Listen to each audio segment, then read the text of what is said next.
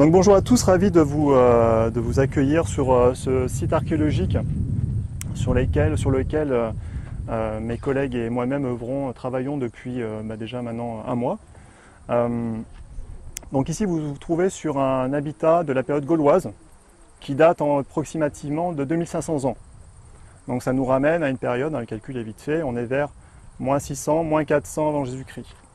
C'est un site, un habitat qui connaît une occupation relativement assez brève puisqu'il va être occupé pendant 200 ans, donc entre cet intervalle-là, entre moins 600 et moins 400. C'est un site qui est un habitat qui est implanté dans un secteur plutôt privilégié en termes géographiques, puisqu'on se situe environ 5-6 km d'axe et on est à peine quelques centaines de mètres de cet axe de pénétration, de communication majeure que représentait le fleuve Hérault durant ces périodes anciennes que l'on appelle la proto-histoire. Et donc vous avez dans cette direction environ 200 mètres qui est marqué par la ligne de platane que vous voyez là. Donc lorsque cet habitat est créé d'un seul tenant et d'un coup, vers 600 avant Jésus-Christ, donc au moment où la monnaie d'hier émerge, on a un événement majeur à l'échelle du Midi-de-la-France qui est la fondation de Marseille par les Grecs, donc qui viennent de Phocée, en Asie mineure, qui vont traverser toute la Méditerranée, qui vont s'installer à Marseille et qui vont fonder une colonie. Ce n'est pas une invasion du tout, ils vont s'installer, au départ c'est une petite colonie, et ils vont entretenir des liens amicaux, au début en tout cas, avec les populations autochtones et les populations gauloises. À partir de cette période, donc moins 600, des contacts très réguliers vont se faire avec ces populations méditerranéennes, qui vont petit à petit s'implanter sur quelques points stratégiques le long du littoral, entre Marseille et la côte catalane, donc Empúries. Quelques années après la fondation de Marseille, on a Empúries qui est fondée aussi. Et un peu plus tard, on a la colonie, la cité grecque Massaliette, donc les Marseillais, qui vont installer une cité à Agde. On se situe vers moins 400 avant Jésus-Christ. Donc on passe en fait d'un système où on avait des gens qui vivaient entre eux, on va dire, et puis d'un coup on a cette ouverture à la Méditerranée qui se fait. Alors les acteurs ne sont pas simplement les Grecs, on a aussi les Étrusques qui viennent d'Italie du Nord, qui commercent aussi avec les autochtones. À Montpellier, à Latte, on a une grosse cité, un comptoir, le comptoir de la Tara, qui est très probablement fondé par les Étrusques. Donc eux aussi ils mettent pied dans le Midi-de-la-France et eux aussi ils s'installent. Et puis de manière un peu plus marginale, on a également les Phéniciens qui côtoient ce monde méditerranéen, qui sont aussi en antagonisme avec les Grecs et les Étrusques. Tout ça, il y a des échanges économiques, mais il y a aussi des batailles rangées entre ces grandes civilisations. Les Phéniciens qu'on a moins ici en Languedoc, qui sont plutôt, leur secteur d'influence, c'est plutôt la péninsule ibérique. Là, on est vraiment en marge de leur influence. En tout cas, ils ne sont pas présents physiquement. On perçoit quelques-uns de leurs produits, mais eux, ils n'interviennent pas directement. Donc pourquoi je vous parle de ça? Parce que la fondation du site de la monnaie d'hier, très clairement, s'inscrit dans ces bouleversements importants à l'échelle méditerranéenne qui interviennent à cette époque-là. Et très probablement, en tout cas c'est une des pistes de recherche que l'on a et une des hypothèses pour l'instant que l'on soutient, c'est que ce site a été fondé pour répondre au commerce massaliette qui se met en place. Les Marseillais, les Grecs, lorsqu'ils abordent le sud de la France, c'est pas pour conquérir, c'est pas pour guerroyer, c'est pour échanger, c'est pour faire du commerce. Et qu'est-ce qu'ils vont diffuser, qu'est-ce qu'ils vont commercer?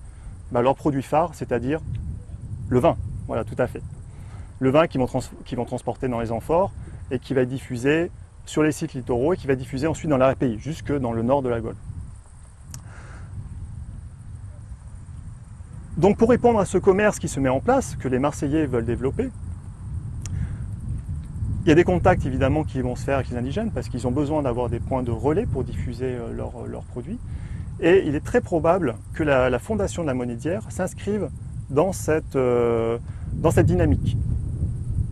Et il est très probable que ici, sur cet habitat de la monnaie d'hier, nous soyons sur ce qu'on appelle un comptoir, ou en tout cas un emporium, c'est-à-dire une place d'échange économique, où vont se côtoyer des populations d'origines très diverses qui ont en commun, qui ont des intérêts économiques, politiques communs.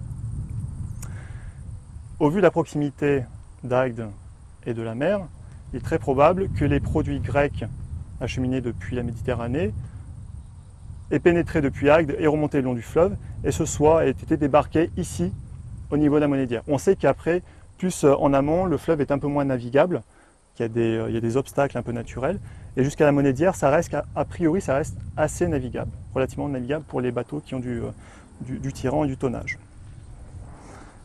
Donc c'est probablement pas une coïncidence si on a l'émergence de ce site à cette période-là.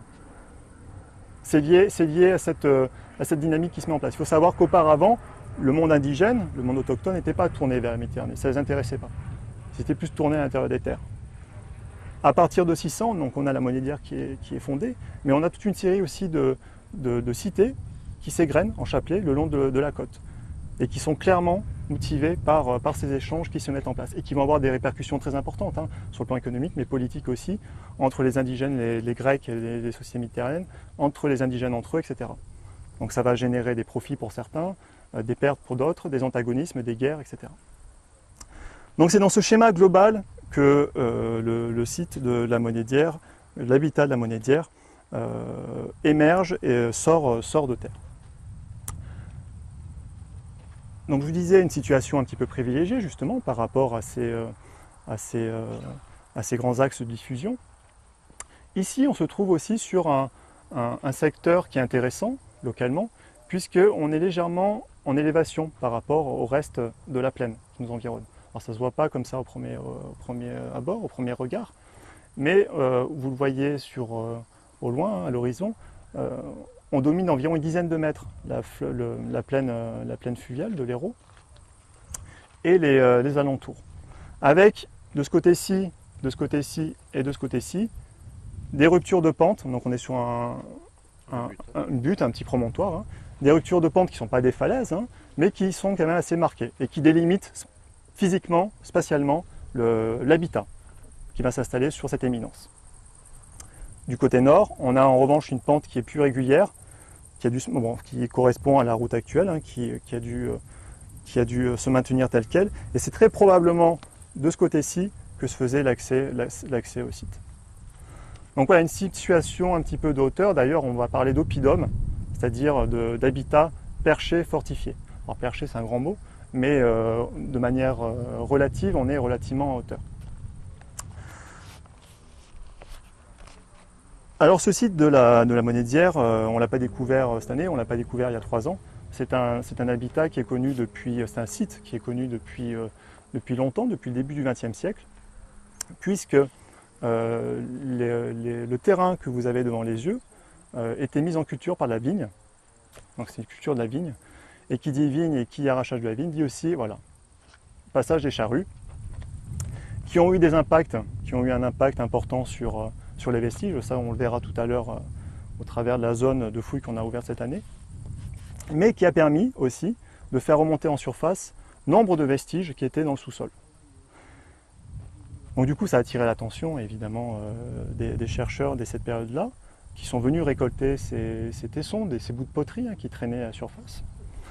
Et puis au fil des ans, il y a un certain nombre d'érudits locaux ou de chercheurs plus affirmés universitaires qui ont ouvert quelques sondages, c'est-à-dire des petites fenêtres d'études comme on a ici, mais de dimensions beaucoup plus réduites, pour creuser le sol et puis pour essayer d'identifier ce site-là pour mieux le caractériser. Alors ce sont des recherches anciennes qui ont été faites avec des méthodes un peu plus anciennes. L'archéologie, c'est véritablement une discipline qui est très récente. C'est vraiment structuré dans les années 70, donc vous voyez, c'est relativement récent.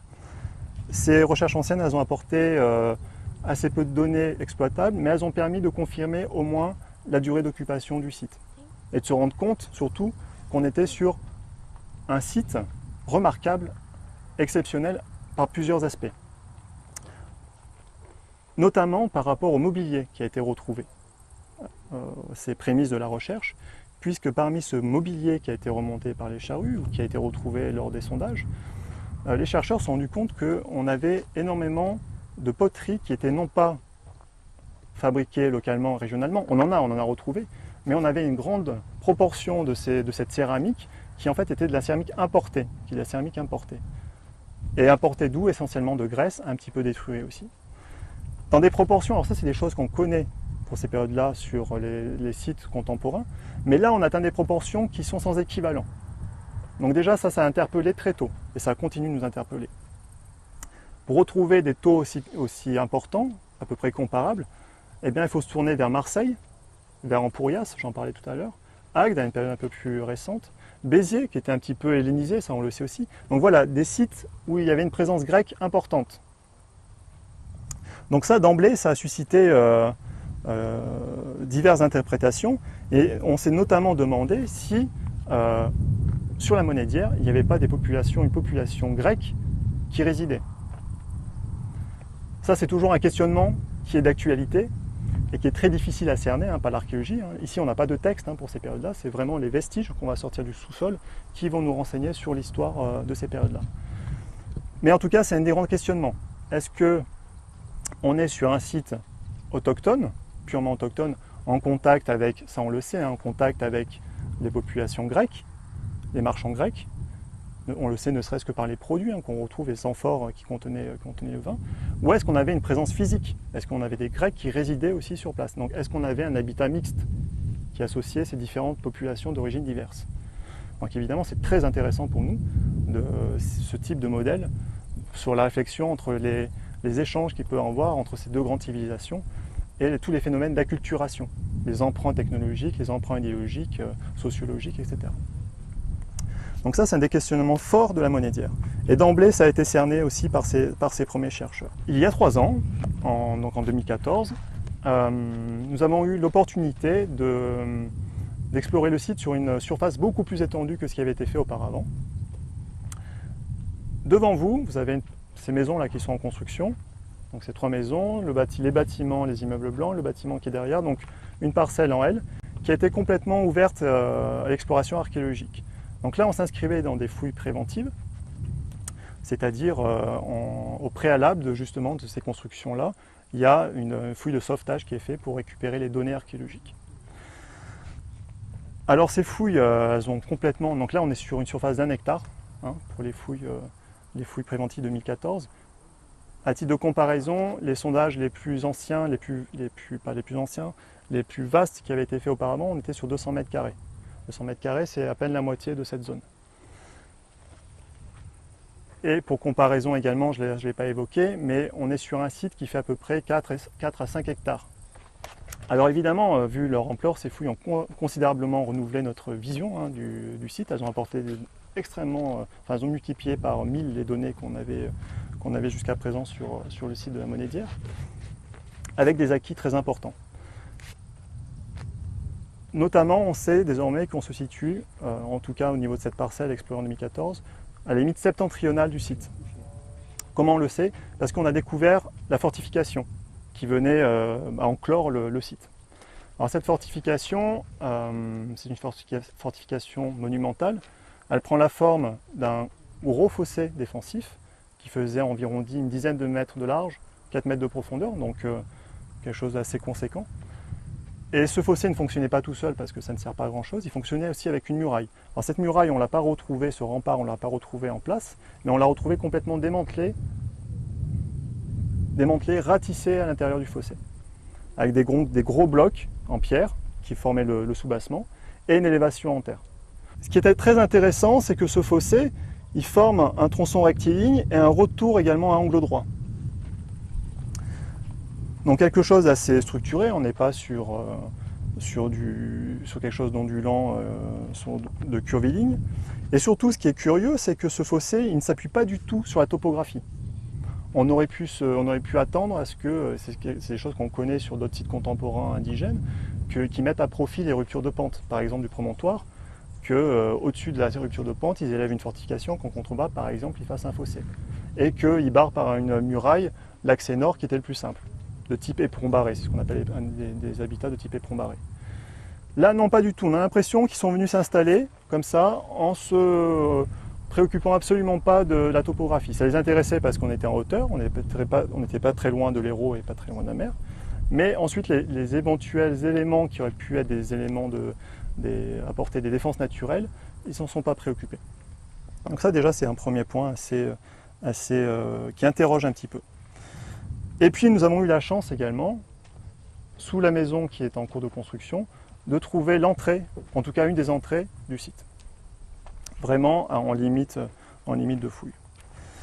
Ces fouilles elles ont également permis de documenter surtout aussi l'habitat à proprement parler, les habitations, et notamment un secteur qui a été très riche en vestiges sous les deux maisons actuelles, qui a livré toute une succession d'habitations, de bâtiments, qui nous ont permis d'identifier 7 villages successifs, entre moins 600 et moins 400, donc sur 200 ans. 7 villages successifs qui se caractérisent les uns les autres, qui se distinguent les uns les autres, à chaque fois par des constructions différentes, qui se distinguent aussi par du mobilier un petit peu différent. Et ce qui est intéressant, c'est que donc ça, c'est des successions qui se font sans hiatus, c'est-à-dire qu'il n'y a pas de temps où le site pendant un moment est inoccupé. Il y a toujours une occupation, les maisons sont détruites, abandonnées, arasées, et ils vont reconstruire par-dessus dans la foulée, avec des formes d'architecture différentes. Il n'y a pas d'apport de remblai important. Il faut savoir qu'une des difficultés, oui, pour nous c'est une difficulté, mais ça fait partie du jeu. Une difficulté de ce site-là, c'est que ces 200 ans d'occupation, ils sont empilés seulement sur 40 à 50 cm d'épaisseur. C'est très peu. C'est très peu. Il n'y a pas de gros apports de remblai. Ils ne vont pas détruire les maisons une fois qu'elles sont abandonnées. Il n'y a pas de gros épisodes de remblaiement pour faire les choses propres et reconstruire par-dessus. Non, ils vont reconstruire directement sur les maisons qui ont été démantelées, qui ont été arasées. S'appuyer sur les murs préexistants, s'appuyer sur les sols préexistants. Il n'est pas rare qu'un sol de maison soit réemployé à la phase suivante. Donc cette phase d'occupation, je ne vais pas rentrer en détail, 7 villages, je ne vais pas rentrer en détail dans tout ça, mais qui ont livré un certain nombre de vestiges intéressants, des bâtiments de forme absidiale, donc en forme de ovale, que vous avez ici, d'autres à une phase suivante lors de nouvelles reconstructions des bâtiments plus classiques, on va dire, de forme rectangulaire, quadrangulaire. Au milieu de ça, on a retrouvé un édifice circulaire. Et ça, c'est complètement unique dans toute la moitié sud de la France pour ces périodes-là, pour l'âge du fer. Voilà, c'est un type de plan qu'on ne connaissait pas jusqu'à présent. Évidemment, ça suscite beaucoup de questions. À quoi il était destiné? Très probablement pas, c'est pas une simple demeure d'un habitant lambda. Est-ce qu'on est sur de l'habitation? Est-ce qu'on est sur un bâtiment public qui a pu servir, je ne sais pas, pour les cultes, pour la réunion d'hommes politiques? On ne sait pas. Ça, on a du mal à le cerner. Il faut savoir qu'en termes de vestiges, on n'a pas grand-chose qui nous permette d'aller loin dans l'interprétation, en tout cas actuellement. Actuellement, parce que les études sont encore en cours, 3 ans, on est à 3 ans depuis la fin de ces fouilles, c'est peu. C'est peu pour nous, on a besoin d'un délai de réflexion plus long, on a des études qui mettent du temps à se mettre en place et arriver. L'archéologie, il faut être patient. Il faut être patient sur le terrain, il faut être patient aussi après. En tout cas, l'image qu'on en a actuellement est assez floue. On a un poteau central, on a juste simplement trouvé un trou de poteau central, donc il y avait un poteau qui maintenait la toiture au centre, un petit foyer à côté de ce poteau, et puis quelques bouts de poterie éparpillés avec des bouts de faune, c'est-à-dire des éléments d'animaux, des ossements d'animaux qui ont été consommés. Rien dans les vestiges qui nous permettent d'avoir une idée sur l'utilisation, la destination de ce bâtiment-là. Et puis, donc, à côté de ces structures, évidemment, toutes sortes de mobilier importants, des éléments en fer, des éléments de parure en bronze, des outils en fer, des armes en fer, par exemple. Là, vous avez une balle de fronde en terre cuite, notamment. Du mobilier céramique, notamment celui-ci. C'est la céramique attique, donc à vernis noir et à figure rouge. Tout à fait, ça vient de Grèce, ça ce sont les importations de Grèce. C'est ce type de céramique qui a fait la renommée, en tout cas, qui a suscité l'intérêt de la monnaie d'hier. Elle a été retrouvée en grande quantité lors des prospections pédestres, en fait, lorsque la charrue est passée, dans des quantités astronomiques, non. Ça reste marginal, mais comparativement aux autres sites contemporains que l'on connaît, il y a une quantité très importante. Et puis divers vases, notamment ces amphores de Marseille, dont je vous parlais tout à l'heure. À partir de ces données, on a aussi pu avoir une image un peu plus précise et donc sur les habitations qui occupaient le site de la monnaie d'hier. Il faut savoir que ce sont des maisons la plupart du temps unicellulaires, c'est-à-dire une seule pièce. Dans le meilleur des cas, on a 2 pièces distinctes qui sont séparées par une cloison ou par un mur de refend. Donc dans ces maisons-là, ils vivaient, ils mangeaient, ils dormaient. Probablement, les animaux vivaient aussi en partie à l'intérieur de la maison. Voilà. Dans certaines demeures plus vastes et peut-être un peu plus cossues, on va dire, 2 espaces différents, notamment cette maison là qu'on a retrouvée, qui était très bien conservée, un espace clairement dédié à la cuisine, à la préparation culinaire, des fours, des foyers, des vases qui étaient des vases de stockage, avec les denrées qu'on a retrouvées, les denrées alimentaires qui étaient fichées dans le sol. Et puis une autre partie qui était moins riche en vestiges, avec un foyer construit, donc un foyer sur lequel on faisait le feu, hein, un foyer construit, décoré, donc un foyer en terre avec un décor cannelé sur le pourtour, donc c'est le plus ancien foyer décoré qu'on connaît dans le Midi de la France. Autre découverte majeure, très importante, que je ne peux pas passer sous silence aussi, en 2014, on a mis au jour, à proximité de la fortification, entre la fortification et l'habitat, donc ici vous avez le plan cumulé de ces 7 villages, une énorme fosse, une gigantesque fosse de 16 mètres de diamètre, 6 mètres de profondeur. Déjà en soi très étonnant parce qu'une telle structure, c'est monumental aussi gigantesque qu'on ne connaissait pas, qui est très intéressante puisqu'elle a livré à l'intérieur, dans le comblement, une grande quantité d'amphores de Marseille essentiellement, pour la plupart intactes ou complètes, brisées mais complètes. Alors ce ne sont pas des vases qui ont été disposés soigneusement, on les retrouve en vrac, mais on a une quantité phénoménale. Et associé à ces amphores, on a de la vaisselle très originale, qu'on ne retrouve pas dans les habitations contemporaines. Une vaisselle qui est dédiée quasi exclusivement au banquet, à la consommation du vin. Donc consommation, service du vin, la distribution du vin. Donc des coupes à boire, des cruches, etc. Et avec ce mobilier céramique, on a également une grande quantité d'ossements d'animaux qui sont aussi, là aussi très particuliers, puisque clairement ces ossements procèdent d'une sélection, puisqu'on a quasi exclusivement que du bœuf. Là, dans cette fosse, on a des quantités astronomiques, et on a quasiment que ça. Donc ça interroge.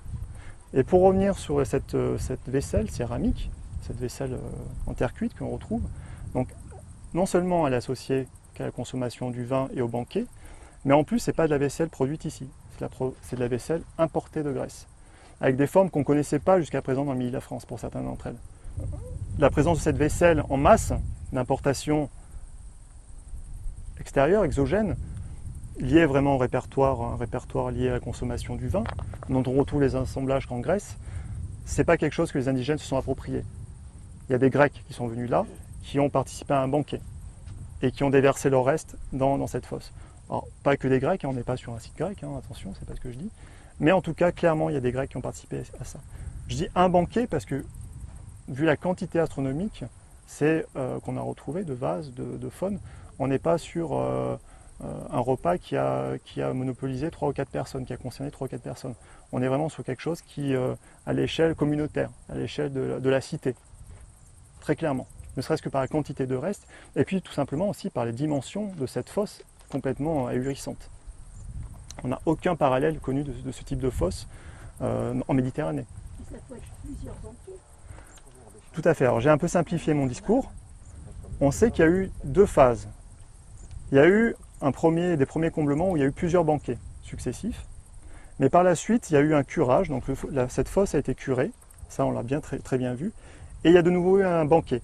Mais là on sait qu'il s'est passé ce banquet qui a concerné des quantités astronomiques de vases, etc. Ce banquet s'est déroulé en une seule fois. Parce qu'il s'est déroulé, nous on a la chance de pouvoir dater, grâce au mobilier d'importation, dater les événements à 25 ans ou 50 ans près. Ce qui est quand même plutôt pas mal pour ces périodes anciennes. Là on sait que ça s'est fait sur une tranche de 25 ans. Et le sédiment, la manière dont le sédiment s'est agencé, et les micro-restes qu'on a retrouvés dans le sédiment, on sait que c'est intervenu sur un laps de temps très court. Donc le dernier banquet qui vient occuper le fond de cette fosse, qui est très important, il a eu lieu en une seule fois. Et ce banquet-là, ce qui est intéressant aussi, c'est qu'il a été scellé par un remblai de terre. Sur ce remblai de terre, il y a des pierres, une chape de pierre, une nappe de pierre qui a été apportée. Et sur ces pierres, il y a des foyers qui ont été faits. Donc ça interroge. Il y a une espèce de mise en scène. Il y a un banquet, mais ils n'ont pas simplement, cette fosse n'a pas simplement servi de poubelle. Ils n'ont pas simplement rejeté leur consommation. Il y a eu c'est des offrandes, il y a eu une offrande de fête, il y a une mise en scène. On consomme les denrées au cours de ce banquet, on les dépose à l'intérieur de la fosse et ensuite on scelle tout ça de manière un peu cérémonieuse. Et ce qui est intéressant aussi, donc, en dehors de ces restes en eux-mêmes, de cette mise en scène qu'on perçoit, en dehors de ce répertoire très spécial au niveau de la vaisselle céramique, ce qui est intéressant, c'est la datation. Puisque là, on est vraiment aux ultimes temps de l'occupation du site, on est vers moins 400, donc au moment où le site est abandonné. Donc on se demande si on n'a pas lieu, et là on n'est pas face à une cérémonie de clôture, en fait, qui marquerait l'abandon du site, qui s'est pas fait brutalement comme ça, les habitants sont partis, où il y a eu un événement guerrier qui a mis fin au site. Il y a eu une cérémonie sous forme de banquet qui a certainement entraîné l'ensemble de la population, ou en tout cas une grande partie d'entre elles, auxquelles ont participé clairement des Grecs. Elle intervient au moment où le rempart est démantelé aussi dans le fossé. Ce rempart il n'est pas tombé tout seul, on l'a aidé. Donc il y a cette cérémonie de clôture avec des consommations très spécifiques d'animaux qu'on n'a pas l'habitude de consommer, avec des pratiques qui sont des pratiques plutôt grecques, le rempart qui est démantelé et le site qui est abandonné. Et ça intervient aussi au moment où la colonie d'Agde, la colonie marseillaise d'Agde, est fondée. On est sur des événements, des événements quasiment synchrones. Ça évidemment, ça interpelle aussi. Est-ce qu'on n'a pas, donc on sait, dans la mesure où on sait que les Grecs étaient sur place de manière permanente ou semi-permanente, ça on ne sait pas, on a du mal à percevoir, mais on a l'impression que les cartes ont été redistribuées. Il y a des choses qui ont évolué, des choses qui ont changé en fait, dans le panorama régional. La fondation d'Agde, on sait par les textes qu'elle a été faite aussi pour se protéger les intérêts grecs autour de la basse vallée de l'Hérault. Donc peut-être que c'était une période de tension aussi, et que les Grecs se sont repliés vraiment sur le littoral, et qu'ils ont fondé cette colonie-là pour aussi se protéger, puis pour mieux contrôler aussi ce territoire assez vaste de la basse vallée de l'Hérault. Donc c'est un argument de plus qui nous permet de penser que véritablement la monnaie d'hier était tournée vers ce commerce hellénique. En tout cas, les deux événements la coïncidence est trop grosse, trop grande pour qu'on ne se pose pas au moins la question. Donc voilà des éléments découverts en 2014 qui apportent non pas des éléments de réponse, mais des éléments nouveaux et qui surtout ont suscité énormément de questionnements. Il faut savoir que donc là, en 2014, nous sommes intervenus pendant 4 mois. Donc, on était dans le cadre de fouilles préventives, donc uniquement avec des professionnels. La fouille préventive, on a des impératifs de temps. On sait qu'à partir d'une certaine date, on ne peut plus revenir. Donc on est obligé de faire aussi des choix, d'aller un peu plus vite, on mécanise certaines interventions, et il y a des choses qui passent un petit peu à la trappe malheureusement. Donc au vu de ces questionnements et au vu du statut remarquable du site et de son intérêt, on a décidé cette année de lancer des fouilles programmées. Donc là ce sont des fouilles qui ont rien à voir avec le préventif, il n'y a pas de projet de construction ici, où nous sommes. Les fouilles programmées, ce sont des fouilles ce sont des projets de recherche qui sont pensés en amont et qui se mettent en place sur plusieurs années. Donc là, nous intervenons, c'est un projet qui implique de multiples acteurs, le CNRS, l'Université de Montpellier et certaines collectivités territoriales. Moi, je travaille pour la communauté d'agglomération de bassin de Thau. Voilà, ça réunit un certain nombre de chercheurs qui se regroupent pour travailler sur ce projet-là. On intervient pendant 4-5 semaines, en général par an, avec des fouilleurs bénévoles qui sont des stagiaires en archéologie, enfin des étudiants en archéologie qui viennent aussi se former. Vous ne voyez pas fouiller aujourd'hui parce qu'on travaille le matin, mais qui viennent se former et qui permettent aussi de réaliser ce type de fouille. Donc on avait ce projet-là, et pour répondre, nous avons décidé d'ouvrir cette zone de fouille que vous avez devant les yeux, qui fait à peu près 500 mètres carrés, et que l'on a placé de manière vraiment adjacente au terrain qui avait été exploré, investi il y a 3 ans, dans l'idée de répondre à toutes ces questions qui faisaient jour. On va se rapprocher un petit peu si vous voulez. Donc nous avons passé la première semaine ici, donc la dernière semaine de juin, à ouvrir mécaniquement la zone. Donc on a retiré sur 40 cm d'épaisseur environ pour arriver sur les niveaux à peu près conservés. Ce sont les plus récents, qu'on a retrouvés. À peu près conservés, mais quand même bien impactés par les charrues. Vous voyez toutes ces zébrures là, dans ce sens. Ces sillons noirs là que l'on voit là, on voit très bien ici. Ça c'est le socle de la charrue. Mais malgré tout, on arrive à peu près à lire le terrain, en tout cas à cerner à peu près les choses. avec l'ouverture de cette zone, on a d'ores et déjà quelques éléments intéressants qui se mettent en place. Alors, c'est la première campagne de fouille, il ne faut pas s'attendre tout de suite des résultats mirobolants. Mais déjà, on a lié la structuration de cette partie-là, de ce secteur-là de l'habitat, qui se scinde en deux grandes parties, deux grands secteurs. Vous avez sur ma gauche un secteur qui est un peu moins riche en structure, qui est matérialisé par ces quelques blocs que vous voyez épars, qui ne correspondent à pas grand-chose pour l'instant, et surtout qui est délimité au centre par ces galets que vous discernez hein, au fond, on se rapprochera peut-être un peu plus tard.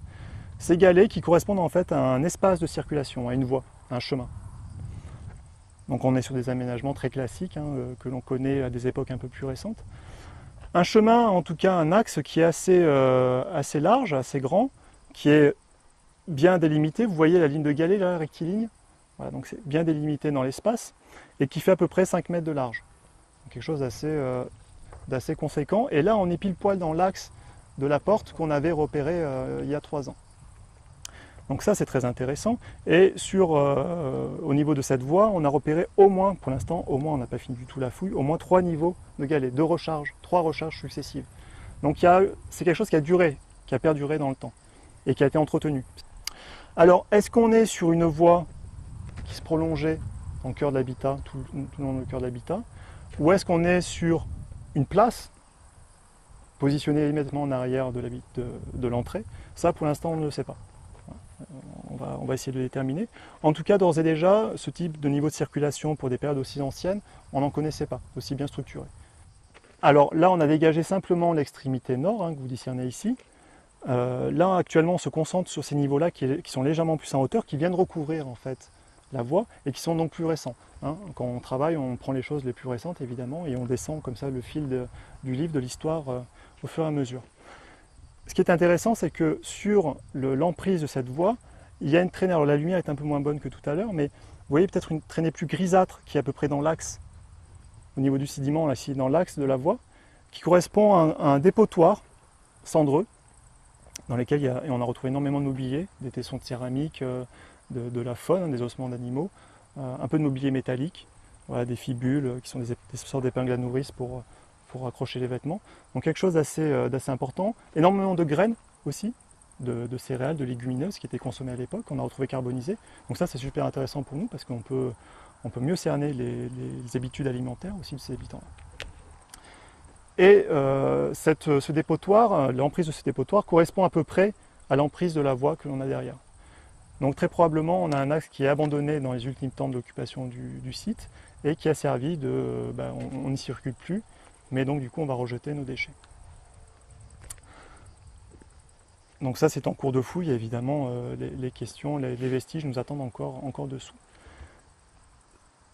Je vous disais une zone qui est séparée en deux et qui est en fait clairement un secteur qui est clairement séparé par cette voie, puisque de ce côté-ci, nous avons quelques blocs, des alignements de pierre qui sont pour l'instant très indistants et qu'on n'a pas eu le temps de traiter, qu'on traitera probablement l'année prochaine, qui correspondent très vraisemblablement à des aménagements liés au système d'entrée. On a un peu du mal à les comprendre pour l'instant, mais bon, on ne les a pas étudiés encore non plus, donc on verra. En revanche, de l'autre côté de la voie, là on est dans le cœur de l'habitat. On est dans le cœur de l'habitat avec toutes sortes de bâtiments qui commencent à sortir de terre. Des bâtiments que vous avez un peu de partout, vous en distinguez un face à moi ici, donc avec un mur dans cette direction-là, le retour ici. Un petit mot sur les techniques de construction, j'en parlais tout à l'heure pour la muraille, c'est un peu la même chose pour les édifices, hein, qui sont tous à peu près construits de la même manière, c'est-à-dire un socle en pierre, donc juste une assise de pierre, et sur cette assise de pierre, une élévation en terre. Donc cette élévation en terre, ça peut être de la terre massive, de la bauge, ou ça peut être de la brique crue. La brique crue, on a retrouvé quelques restes. Vous en avez notamment ici, devant vous, de la brique crue qui a cuit sous l'effet d'un incendie, d'un feu. Voilà, vous avez des fragments de ces briques-là que l'on retrouve ici, là sous mes pieds, avec des décors cannelés. Voilà, ici. Ça, c'est très intéressant parce que, en général, dans le meilleur des cas, on retrouve de la terre qui a fondu. Avec le temps, on n'a plus les modules de ces pierres-là. Avant l'arrivée des Grecs, on n'a pas de briques crues. C'est simplement de la terre agglomérée qui est sur les murs. Et à la Monédière, on a une des plus anciennes attestations de l'adobe, ce qu'on appelle l'adobe. Donc ça aussi c'est intéressant. Très clairement, il y a eu une influence technologique, un apport technologique. La plupart des habitations, en tout cas des édifices que l'on trouve ici, donc ils sont une lecture assez difficile parce qu'on se trouve vraiment sous les labours. Ils ont été pour la plupart arrachés par les labours. Vous voyez ce bâtiment dont je vous parlais qui est assez curieux d'ailleurs parce qu'il met en œuvre des blocs très massifs qui sont très grossiers. D'habitude on a des choses un peu plus fines, c'est pas non plus extrêmement bien construit, mais là c'est assez curieux. La plupart de ces bâtiments ont été coupés par les labours, donc on a un peu du mal à avoir une vision exhaustive de leur aménagement. En tout cas, ce qui est intéressant sur la plupart des bâtiments qui arrivent ici, c'est qu'ils ont été détruits par le feu. Il y a un incendie qui est venu les détruire, tous. Et on retrouve clairement de partout, bon, c'est des choses qu'on a à peu près fouillées de partout maintenant, mais des traces d'incendie. Donc ces briques crues qui ont brûlé, et puis toutes ces traces rougeâtres ou noirâtres ou grisâtres que vous voyez, qui sont du charbon et de la cendre, sont des éléments en bois des architectures qui ont cramé. Ça, on en a retrouvé de partout ici. Donc très clairement, il y a eu à un moment donné, donc il y a des phases un peu récentes, une destruction par le feu. Quelque chose de systématique et un peu de méthodique parce que ces habitations-là ne sont pas accolées les unes aux autres. Elles sont assez espacées les unes des autres. Donc on a un peu du mal à imaginer qu'il y ait un feu qui puisse propager d'une maison à l'autre, vu la distance qui est séparée. Après, c'est pas impossible non plus, on ne sait pas ce qu'il y avait entre ces maisons-là. Il peut y avoir des ballots de foin, par exemple. Le vent, on a vu récemment que ça allait très vite. Mais en tout cas, voilà quelque chose d'assez méthodique qui a mis fin à cette phase-là. Par-dessus, il y a eu des reconstructions, ça ne marque pas la mort du site, mais en tout cas, un phénomène assez violent. Pour nous, c'est super intéressant parce que ça vient figer aussi tous les éléments d'architecture, on retrouve des éléments de torchis aussi, c'est-à-dire de la terre crue qui est plaquée sur un clionnage en bois, donc pour les parois des maisons. Ça, on l'a retrouvé aussi cramé. Donc on peut aussi identifier le type de végétaux à partir des marques qu'on retrouve sur ces éléments, les types de végétaux qui ont été employés, etc. Quasiment toutes les constructions sont orientées dans ce sens. Et puis dans le sens perpendiculaire. Et ça, à toutes les phases de l'occupation. Et ça, c'est extrêmement intéressant parce que c'est des choses qu'on ne connaît pas sur les autres habitats contemporains. Et c'est vraiment très intéressant parce que ces orientations-là, elles sont parfaitement calquées sur le tracé de la fortification. On l'a en pointillé parce qu'on est en dehors des zones de fouille, mais qui s'organisent de manière orthogonale. Et là, on a nos maisons qui sont positionnées comme ça ou comme ça. Pour les sites contemporains, donc du 6e siècle, 5e siècle, en général, l'implantation des maisons se fait de manière un peu plus chaotique. Ils vont s'appuyer sur la topographie des lieux, ils vont nicher leur maison là parce qu'elle a pris du vent, etc. Là, non, d'emblée, on est sur un site qui est structuré par sa fortification et qui va dicter cette fortification, qui va dicter l'implantation des maisons, en tout cas leur orientation. Donc il y a vraiment un projet urbanistique. Donc là, vous avez un bâtiment qui est matérialisé par ce mur, là, qui est en partie arraché, avec son retour que vous avez ici. Donc toujours le même système de construction, un radier en pierre, de basalte ou de galets. Galets, basalte. Le basalte, c'est pas de la roche qu'on trouve ici à la Monédière. Il faut aller sur des gisements un peu plus lointains, les monts Ramus, qui sont environ, c'est pas très loin, c'est proche, à 1 km d'ici, voilà. Ou alors sur Agde, où on a des anciens cônes volcaniques riches en gisements basaltiques. Donc ça, c'est de la pierre qui a été rapportée et qu'on retrouve en très grande quantité dans la construction. Donc ce bâtiment, avec des aménagements pour l'instant qu'on a du mal à cerner. Là, vous voyez un petit aménagement en terre. Avec le reste, ça c'est intéressant, vous voyez peut-être ce carré un peu plus rosâtre qui correspond à une brique crue qui pour le coup n'a pas brûlé, qu'on a pu retrouver en place. Donc on arrive à cerner l'architecture en pierre et ici un élément en basalte qui correspond à une meule en fait, un élément de mouture qui a été retourné avec un départ certainement de la partie dormante de la meule qui se trouve dessous. Donc ça on va le démonter, on l'observera de manière plus précise. Donc un petit aménagement qu'on a du mal à comprendre pour l'instant, mais qui était vraisemblablement dédié à des activités de mouture. Dans ce bâtiment, dans l'édifice qui est à côté ici, on a un édifice qui est accolé, vous voyez le mur, pareil, qui se discerne un petit peu mal, qui a été en partie arraché avec son retour ici. Et à l'intérieur, son niveau d'occupation, que vous avez là, c'est ce niveau plus jaunâtre avec des gravillons, vous voyez, qui est bien délimité. On a la fin de ce niveau-là qui est dans l'axe de notre mur-là. Dans cet espace-là, Là, on a fouillé également un bâtiment qui a brûlé. On a retrouvé aussi un certain nombre de vases qui ont été écrasés par la destruction de l'architecture, donc écrasés en place avec leur contenu qui a brûlé. Donc ça, c'est extrêmement intéressant pour nous pour restituer les espaces, qu'est-ce qu'il y avait dans ces espaces-là, et pour restituer aussi les gestes de la vie quotidienne. Et dans ces vases-là, on a retrouvé une quantité aussi très importante de graines carbonisées, donc des céréales, et puis des légumineuses, des choses consommées au quotidien aussi. Ici, vous avez un mur qui est plus ancien que ce bâtiment, qu'on n'a pas traité. Vous voyez la différence de niveau, on est sur à peine 10 cm de hauteur. Donc là-dessous, on a probablement, alors le bâtiment n'est pas fermé, pour l'instant on a juste un pan de mur, mais quelque part dessous, là-bas ou là-bas, on a certainement un bout de mur qui fonctionne encore avec celui-ci. En termes de vestiges, la plupart des vestiges que l'on retrouve sont des foyers, qui sont construits, qui prennent généralement la forme de radiers en galets. On en a un qui est conservé entre deux murs là-bas.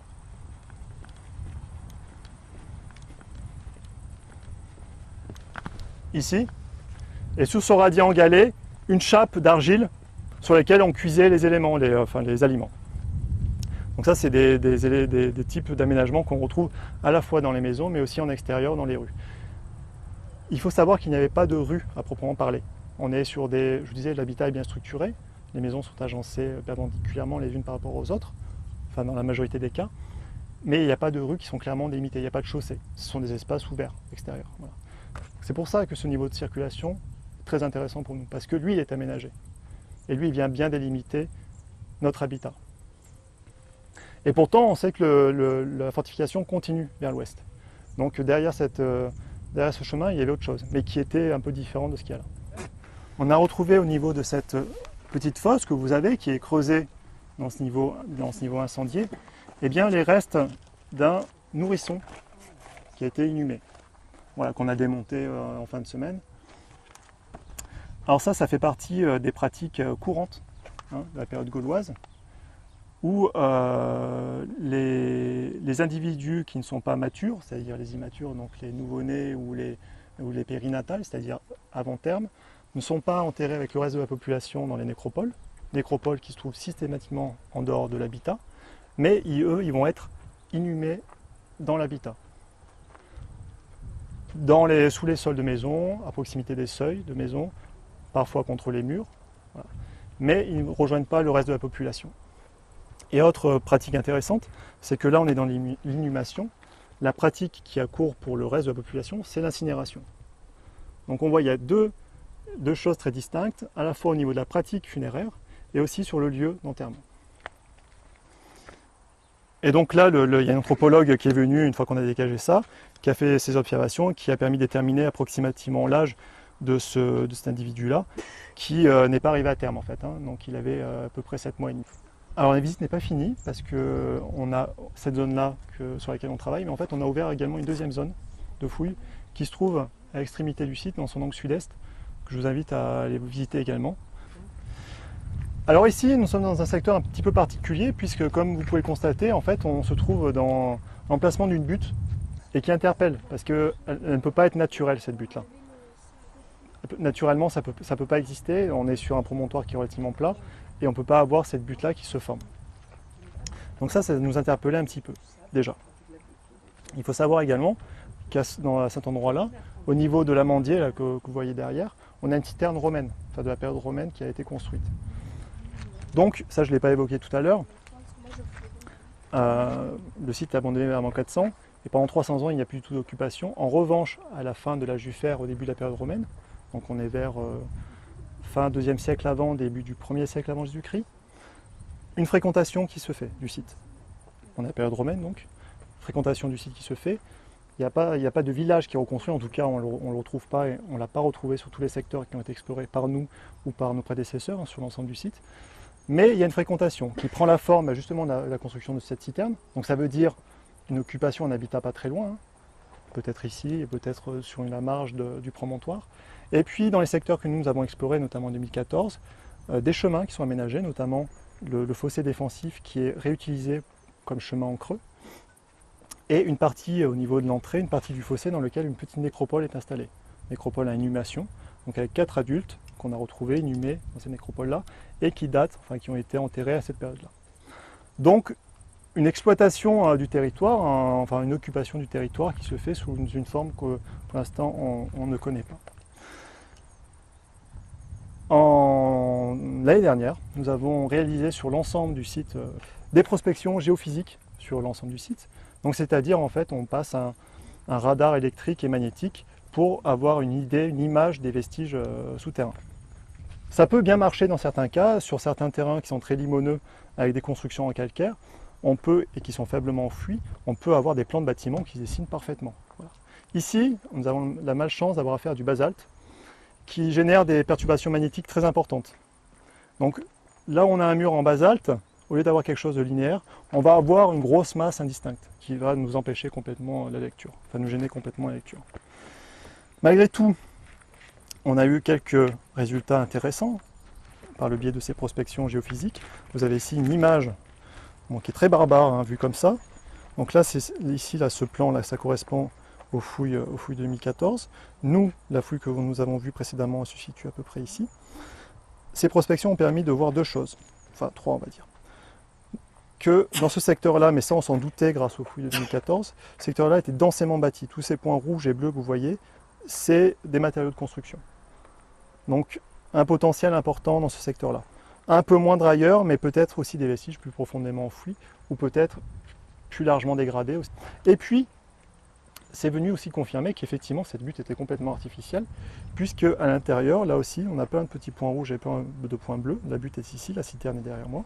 Donc tout l'intérieur de cette butte-là, c'est des matériaux rapportés.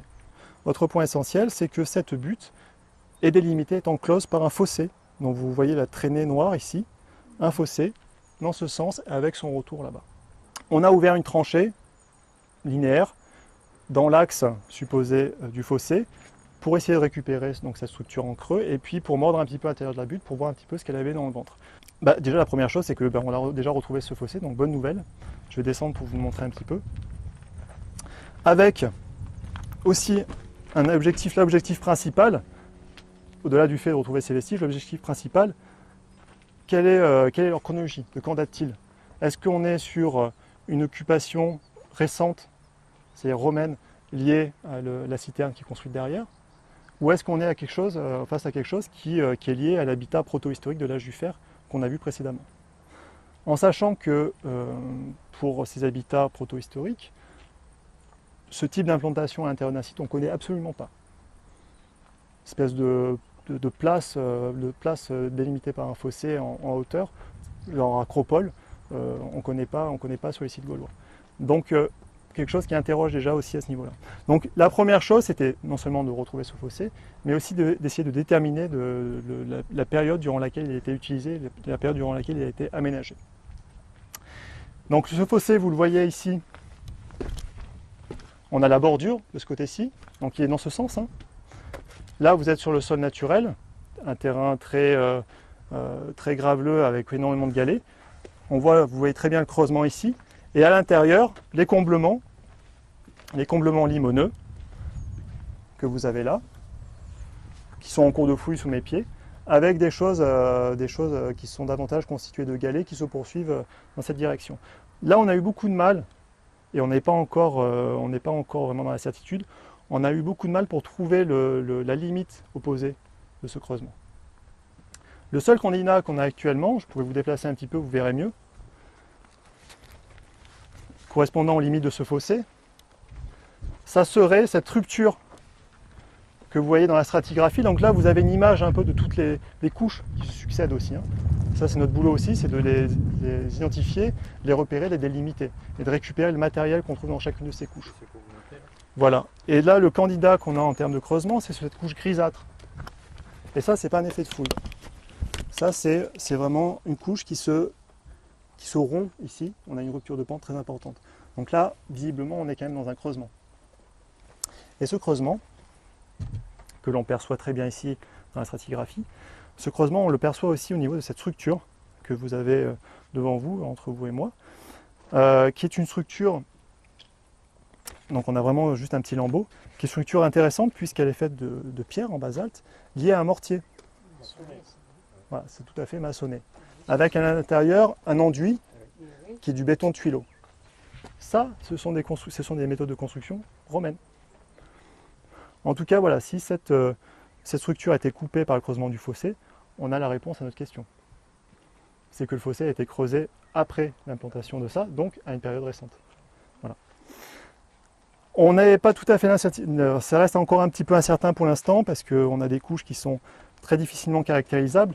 Là, par exemple, sur toute cette épaisseur-là, on peut avoir l'impression qu'on a une seule couche. En fait, non, on en a plusieurs. Qu'on discerne mal en coupe, mais que lorsqu'on va les fouiller en plan, on arrive à faire un peu la distinction au niveau des inclusions, etc. Donc il y a encore quelques zones d'ombre, mais manifestement, l'hypothèse la plus probable, c'est que cet aménagement-là est intervenu assez récemment. Alors ça interpelle aussi, dans tous les cas, beaucoup, parce qu'on est sur un ouvrage qui est quand même assez imposant. Je n'ai pas remesuré là depuis qu'on a fouillé ici, mais on est sur quelque chose qui fait au moins 5 mètres de large. On est en train d'étudier la céramique, mais manifestement on serait autour du premier avant, premier après. En tout cas, voilà, ça élimine aussi une hypothèse qui est un petit peu séduisante sur le papier de cette espèce d'acropole proto-historique qui était mise en place anciennement. Là, on sort un petit peu de cette hypothèse-là. Si on veut par la suite mieux cerner les raisons d'être de ce fossé, pour mieux déterminer la fonction de cette structure maçonnée, il faut ouvrir. Il faut ouvrir plus large. Là, on est sur la majorité du mobilier retrouvé, du mobilier proto-historique. Mais dans toutes les couches, on a du romain. Ça, c'est pas choquant parce que pour emblayer, ils ont pu creuser un endroit d'un habitat et puis récupérer du sédiment plus ancien avec tout son lot de mobilier plus ancien et le balancer dans le fossé.